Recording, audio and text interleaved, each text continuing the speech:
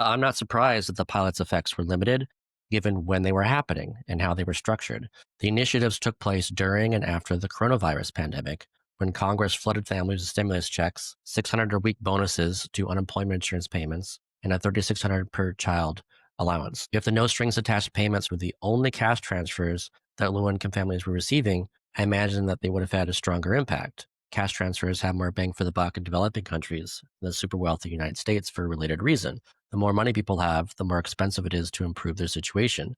The more intense the material deprivation, the greater effect a single dollar has in alleviating it. More important, the pilots took place during an acute cost of living crisis.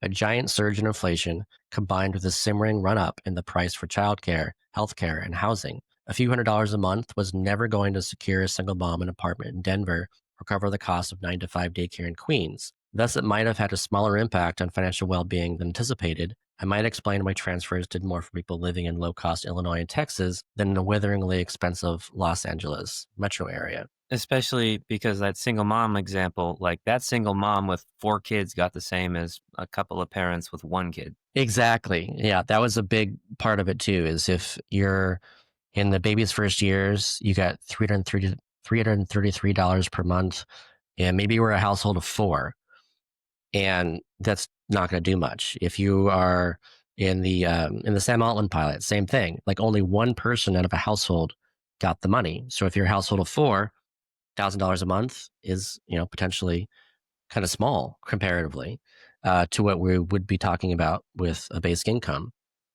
When it comes to like another example is Germany showed the Germany that basic income experiment that actually did show significant mental health impacts and all this stuff that weren't found in the other pilots. Again, this is not mentioned in these anti-UBI pieces, but the design of that experiment was that it only went to single households. It was only to single adult households. So it didn't go to households of two or three or four. It only went to single individuals because I wanted to look at what is like the pure impact of $1,000 per month on one person. And that's what I found. So again, like these experiments, like these people writing about this stuff are just they're not being genuine, or they just don't know about this stuff. They haven't read it about it enough, and it's hard to tell. Like they're believing the last thing they read and like reiterating it.